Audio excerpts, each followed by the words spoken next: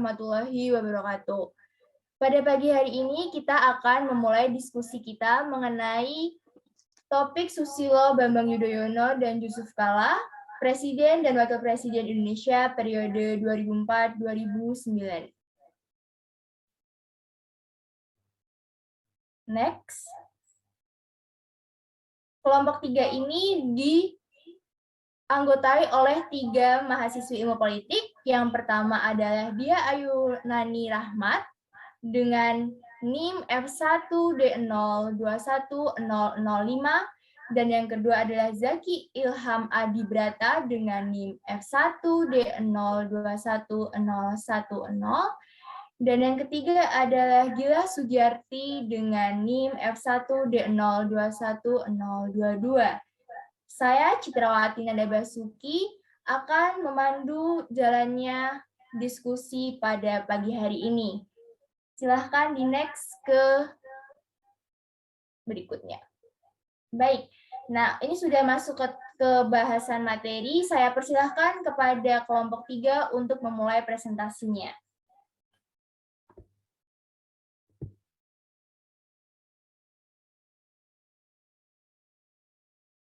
Oke, baik, terima kasih moderator. Ya, sebelumnya bismillahirrahmanirrahim. Assalamualaikum warahmatullahi wabarakatuh. Saya Zaki Ilham Adibrata Putra, salah satu anggota dari kelompok 3 ini. Jadi di kelompok kami ini, fokus bahasan kami ini berada di masa Susilo Bambang di masa kepemerintahan Susilo Bambang Yudhoyono dan Yusuf Kala yang merupakan pasangan presiden dan wakil presiden periode 2004-2009. Nah, ada 2 bahasan yang akan kami diskusikan pada pagi hari ini. Yang pertama tentang bagaimana infrastruktur yang ada di masa pemerintahan SBJK, juga infrastruktur yang ada di masa kepemerintahan SBJK. Baik, so next.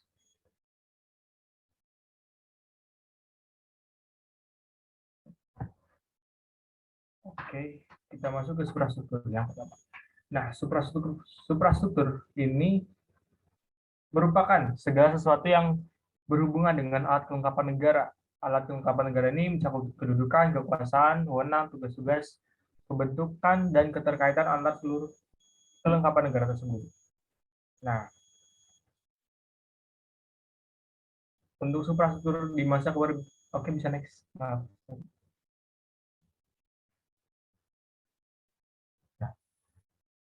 Suprastruktur sendiri di sini terdapat 2 ketika masa pemerintahan SBY JK yang kami bahas di sini. Yang pertama ada di bidang eksekutif.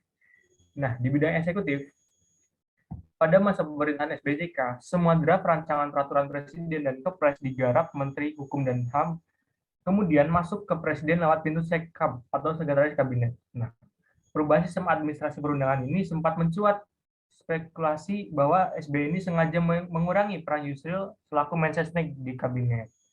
Nah, kemudian penetapan kelengkapan organisasi istana baru terrealisasi setelah 100 hari. Lahirnya peraturan presiden tentang kesekretariatan negara dan kesekretariatan presiden yang menyangkut sekretaris negara dan sekretaris kabinet ini mengatur kembali bagaimana kedudukan dan kewenangan lembaga-lembaga yang ada di kepresidenan. Nah, untuk isi dari peraturan tersebut berupa menyatakan jika semua lembaga di Istana Presiden akan berada dalam koordinasi sekretaris negara. Kemudian dalam hal tanggung jawab hanya sekretaris militer, sekretaris wakil presiden, dan kepala rumah tangga yang berada di bawah Yusril Iza Mahendra. Kemudian sekretaris kabinet bertanggung jawab langsung pada presiden. Dengan ada peraturan presiden ini, berarti di lingkaran istana, khususnya lingkaran presiden, dan ada ini di sini ada 2 pejabat dengan posisi dan peluang yang sama, yaitu Yusril Iza Mahendra dan Sudi Silalahi. Nah, di satu sisi, kondisi ini itu mengarahkan kepada perebutan dan pengaruh kekuasaan yang ujungnya itu pada persaingan, seperti yang kita tahu, seperti layaknya SBY dan JK. Sedangkan di sisi lain, kondisi ini sengaja dibuat oleh Presiden Susilo Bambang Yudhoyono untuk menciptakan check and balance di lingkungan istana karena latar belakang yang berbeda. Yusril yang merupakan orang politik, sedangkan Sudi Silalahi merupakan orang yang berlatar belakang disiplin militer. Namun dampak negatif dari kondisi ini menimbulkan adanya dualisme di lingkungan sekretariat negara. Untuk mengantisipasi hal di atas, Selain diperlukan pembagian kerja yang jelas, baik secara fungsional maupun teknis lewat peraturan presiden, Presiden juga harus membuka akses yang sama besar bagi keduanya untuk menciptakan keserasian dan keselarasan pekerjaan. Nah, kemudian di bidang legislatif, di sini terdapat sebuah faktor yang mempengaruhi relasi antara Presiden dan DPR di era kepemimpinan SBY, yang mana saat itu kita tahu relasi antara DPR dengan SBY itu cukup renggang. Kita tahu bagaimana persepsi diri anggota DPR atau ketika DPR berhadapan dengan pemerintahan. Nah, seperti yang kita tahu, ketika setelah amandemen UUD 1945, otoritas DPR begitu luas. Jadi nggak hanya melahirkan situasi psikopolitik Dewan sebagai super body dalam berhadapan dengan pemerintah pada umumnya. Namun, hal itu juga melembagakan parlamentarisme DPR ketika berhadapan dengan presiden pada khususnya. Namun ironisnya, dalam masa kepemimpinan Presiden SBY, otoritas DPR itu sudah besar gitu, udah begitu besar. Namun sayang sekali DPR juga cenderung gagal menjalankan otoritasnya. Nah, persepsi diri inilah yang sering kali mengaburkan substansi kinerja DPR diantaranya. DPR mempersoalkan ketidakhadiran langsung presiden atau naskah penjelasan pemerintah yang tidak ditandatangani presiden, sehingga sebagian memilih untuk meninggalkan ruang rapat atau walkout. Nah, tentu persoalan ini sering mengalahkan substansi interpelasi. Nah, nggak cuma sampai itu aja, terkadang dalam menjalankan fungsi pengawasan DPR ini maksud saya dalam menjalankan fungsi pengawasan, seperti yang kita tahu DPR ini mengawasi kan. Nah, DPR ini juga cuma dianggap seolah-olah memainkan pementasan kebohongan. Nah, diantaranya itu kayak kebijakan impor beras, terus ada beberapa partai politik yang semula mendukung hak angket, tiba-tiba menggeser hak angket menjadi hak interpelasi. Nah, selain yang itu juga DPR juga gagal nih menjalankan tugasnya dalam pengawasan terhadap lembaga-lembaga negara lainnya. Sebab DPR itu cuma nunjukin adanya pola hubungan yang nggak berjalan baik antara DPR dengan lembaga negara atau institusi di pemerintahan. Dengan demikian, secara tegas bisa dikatakan kalau meskipun otoritas DPR ini sudah dikasih lebih besar, lebih luas lagi, tapi DPR ini justru malah seolah-olah jadi disorientasi, malahan kehilangan arah. Jadi lebih ke nggak tahu mereka mau apa yang akan mereka lakukan gitu. Terima kasih dari saya, cukup mungkin bisa dilanjutkan oleh rekan saya.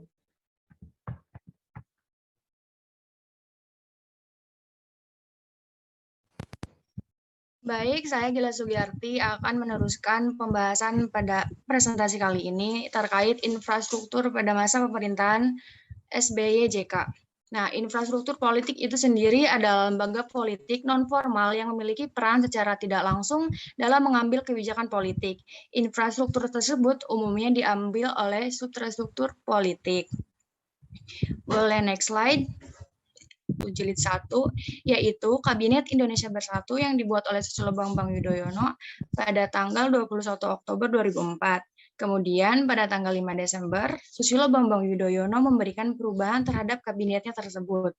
Nah, perubahan yang dilakukan merupakan perubahan pertama dan hal tersebut diambil sesudah melakukan evaluasi terhadap cara kerja para menteri yang ada di kabinetnya.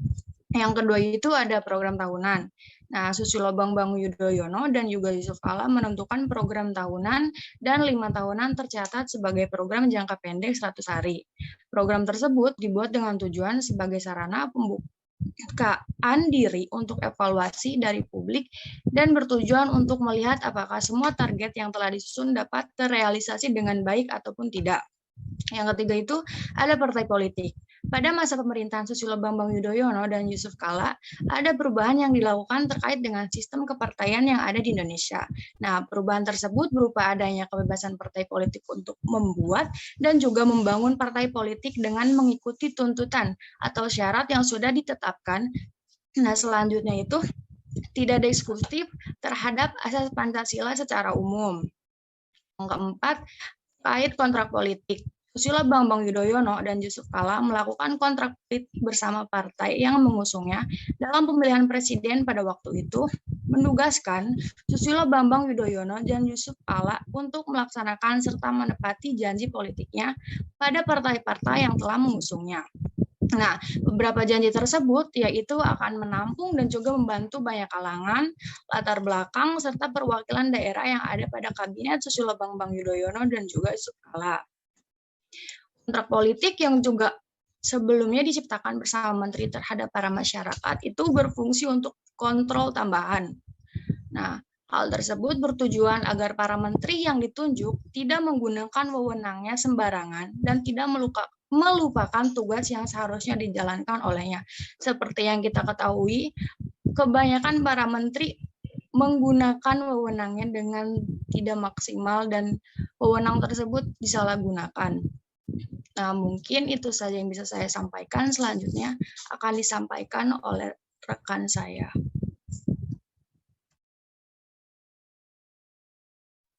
Baik, saya akan melanjutkan presentasi dari kelompok 3. Jadi setelah yang dipaparkan oleh Zaki dan Gila, kami dapat menyimpulkan bahwa retorika yang dikembangkan SBY JK selama kampanye dan ditandai dengan janji-janji politik berimplikasi langsung terhadap perjalanan pemerintahannya. Etika kompromi yang dipilih dalam membangun tim kerja di Kabinet Indonesia Bersatu dengan merangkul sebagian partai politik mengindikasi kehati-hatian Susilo Bambang Yudhoyono dalam menjalankan pengamanan kekuasaannya dari kontrol partai politik. Tapi di sisi lain, cara pengamanan ini menjadi bumerang yang mematikan ketika Susilo Bambang Yudhoyono harus berjuang sendiri melawan kepungan para partai. Selain yang disebutkan di atas, dalam praktiknya, DPR juga gagal menjalankan tugasnya dalam fungsi pengawasan terhadap lembaga-lembaga negara lainnya. Sebab DPR hanya menunjukkan adanya pola hubungan yang berjalan tidak baik antara DPR dengan lembaga negara atau institusi pemerintahan. Dengan demikian, secara tegas dapat dikatakan meski otoritas DPR sudah besar, DPR justru menjadi disorientasi bahkan kehilangan arah.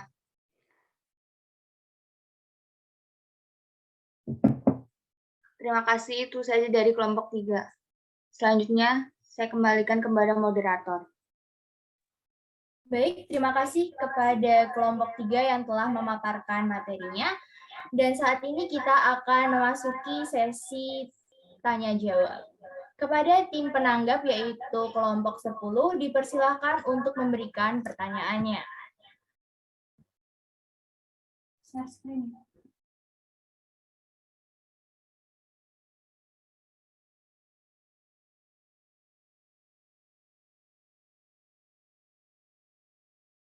Dika dipersilahkan untuk memberikan pertanyaannya. Baik, terima kasih atas waktunya. Aku mau bertanya, apa saja keberhasilan di masa pemerintahan SBY JK ini? Terima kasih.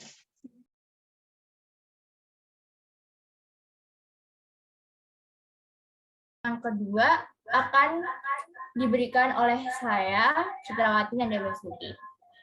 Jadi pertanyaan saya adalah, seperti yang kita ketahui pada era kepemimpinan Susilo Bambang Yudhoyono, periode pertama ini identik dengan konflik internal dan juga dualisme yang tidak hanya terjadi pada presiden, namun juga kepada wakil presiden dan juga pada bagian-bagian yang lain di pemerintahan. Seperti yang sudah dijelaskan oleh kelompok 3 tadi. Yang saya pertanyakan, mengapa hal tersebut bisa terjadi dan kemudian bagaimana cara untuk mengatasinya? Demikian pertanyaan saya. Dan pertanyaan lainnya dipersilahkan untuk dipaparkan. Saya izin bertanya, izin masuk sebelumnya. Suara saya jelas atau tidak ya? Ya, cukup jelas terdengar, tapi akan lebih baik jika diperjelas. Saya kelompok dari 10, atas nama Widya Triputri Manjernahor dengan NIM F1D021020, izin bertanya kepada kelompok 3, apa penyebab pemerintahan SBY dan jika mengeluarkan BLT? Terima kasih sebelumnya.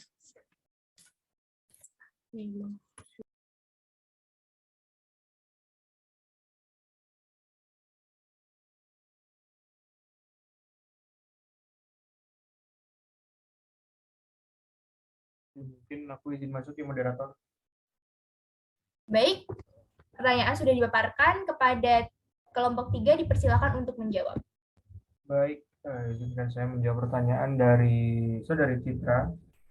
Untuk pertanyaan, ya bagaimana kan, seperti yang kita tahu kan, katanya ada dualisme gitu di masa kepemerintahan SBY-JK, nggak cuma di Wapres ataupun Presiden, tapi juga di bagian internalnya, seperti yang tadi saya paparkan. Kan. Nah, kenapa itu bisa terjadi dan gimana cara mengatasinya?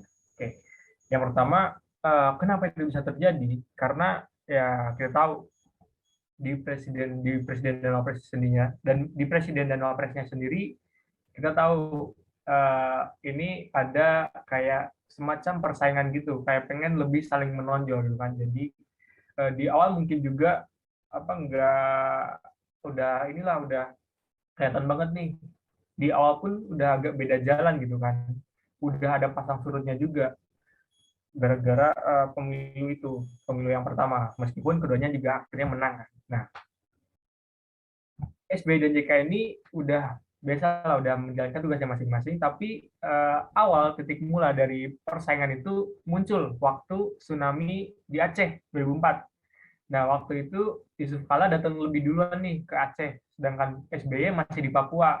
Jadi seolah-olah ini Yusuf Kala ini kayak yang paling depan ini, yang paling peduli sama Aceh gitu. Nah, selain itu juga Yusuf Kala juga lebih gesit nih saat menyelesaikan konflik Aceh waktu GAM, Gerakan Aceh Merdeka, lewat perundingan damai di Helsinki, Finlandia. Nah, isu persaingan popularitas dan kekuasaan merebak sampai jadi bara dalam sekam. Kemudian hubungan SBY-JK tentunya berkaitan juga ke Demokrat dan Golkar. Ini jadi memanas waktu Februari 2009, kalau nggak salah ya. Itu ada Wakil Ketua Umum Partai Demokrat Ahmad Mubarok itu memprediksi perolehan suara Golkar pada pemilu 2009 cuma 2,5%. Nah, waktu itu Golkar protes keras dong, dengan 33 pengurus daerah ini mendesak maju untuk JK jadi capres, dan akhirnya JK pun siap gitu. Dan akhirnya berlanjut sampai persaingan di Pilpres 2009. Nah, tentunya di sini juga kita belajar, di mana dari awal pun SBY-JK udah beda jalan gitu, kayak ibaratnya lagu Mendung Tanpa Hujan gitu kan, kayak aku kiri kowe kanan, wes beda jalan gitu. Jadi dari awal pun udah beda jalan, ya udah beda tujuan juga. Sedangkan tujuan negara ini kan tujuan untuk memimpin negara kan cuma satu gitu kan. Kalaupun tujuannya dua, ya gimana caranya gitu kan? Selayaknya seorang kepala rumah tangga lah. Karena kepala rumah tangga cuma satu dan tujuannya cuma satu, yakni memimpin keluarganya. Kalau dua, ya akhirnya bingung juga kan, akhirnya jadi main dua kaki gitu. Nah, untuk mengatasi hal tersebut, khususnya di konflik internal, seperti yang saya katakan tadi, ada pembagian kerja juga, baik itu antara ya mau presiden wapres, ataupun seperti yang tadi antara Yusril dengan Sudi. Nah, pembagian ini juga harus secara fungsional lewat peraturan presiden tadi. Nah, untuk presiden sendiri juga harus banget nih buka akses sama besar bagi keduanya untuk menciptakan keserasian dan keselarasan pekerjaan. Jadi biar adil juga, yang mana juga merupakan representasi dari sila kelima, yakni keadilan sosial. Gitu. Bagaimana? Bisa Bos atau Mas? Baik, terima kasih atas jawabannya kepada Saudara Zaki. Kepada pertanyaan-pertanyaan berikutnya dipersilahkan untuk dijawab oleh kelompok 3. Silahkan. Saya izin masuk ya, moderator. Silahkan, Kak Dia. Saya Dia Ayunani dengan NIM F1DM021005 izin menjawab pertanyaan dari Devia. Pertanyaannya adalah, apa saja keberhasilan pada masa pemerintahan SBY-JK? Jadi, keberhasilannya yang pertama adalah, pada masa kepemerintahan SBY, politik semakin stabil daripada pemerintahan presiden sebelumnya. Selama 5 tahun kepemimpinan beliau, juga tidak terjadi krisis kepemimpinan politik. Kemudian yang kedua, pada masa SBY juga hukum, HAM, dan korupsi semakin tajam, namun sebelum pemerintahan SBY JK, hukum, HAM, dan korupsi semakin menaik, namun ketika pada masa pemerintahan SBY, angka korupsi menurun seiring dengan kepemimpinan beliau. Kemudian yang ketiga adalah ekonomi pada masa pemerintahan SBY JK tumbuh di atas 6% meskipun krisis dunia terjadi. Selanjutnya yang terakhir adalah kesejahteraan rakyat diklaim meningkat dengan turunnya angka kemiskinan, turunnya jumlah pengangguran, naiknya penghasilan pegawai, naiknya anggaran pendidikan, dan digulirkannya banyak program pro-rakyat seperti pendidikan dan kesehatan gratis, bebas beras untuk rakyat miskin, dan bantuan langsung secara tunai. Begitu, terima kasih sebelumnya. Baik, terima kasih atas jawabannya kepada Saudari Diah. Apakah penanya yaitu Saudari Devia sudah merasa terjawab? Sudah, terima kasih Kak Diah. Baik, terima kasih kepada Kak Devia untuk memberikan tanggapannya. Untuk pertanyaan terakhir dipersilakan untuk dijawab oleh kelompok 3. Silahkan. Izin masuk, saya Gila Sugiyarti dengan NIM F1 D021022, izin menjawab pertanyaan dari Kak Widya. Terkait itu apa penyebab pemerintahan Susilo Bambang Yudhoyono mengeluarkan BLT? Nah, pemerintahan Susilo Bambang Yudhoyono dan Yusuf Kala itu mengeluarkan program BLT sebanyak 2 kali, yaitu pada tahun 2005 dan juga 2008. Penyebab utamanya itu pemerintah SBY mengeluarkan BLT karena harga minyak dunia naik tajam. Kenaikan minyak dunia itu berimbas kepada naiknya harga-harga bahan pokok seperti sembako dan lain-lain. Nah, tujuan dari BLT itu adalah untuk meringankan beban rakyat yang kurang mampu yang terdampak kenaikan harga minyak dunia. Mungkin itu saja jawaban yang bisa saya sampaikan. Atas kurang lebihnya saya mohon maaf. Terima kasih. Baik, terima kasih atas jawabannya kepada Saudari Gilah. Apakah Saudari Widya merasa puas akan jawaban dari Saudari Gilah untuk pertanyaannya? Baik, terima kasih sejauh ini kepada moderator. Jawaban yang diberikan oleh Mbak Gila sudah cukup. Terima kasih Mbak Gila. Baik, terima kasih kepada kelompok 3 yang telah memberikan paparan materinya dan kepada kelompok 10 yang telah menjadi penanggap pada sesi diskusi kali ini. Untuk itu, sesi diskusi kali ini saya tutup sebagai moderator. Saya ucapkan terima kasih kepada para peserta dan selamat pagi. Wassalamualaikum warahmatullahi wabarakatuh.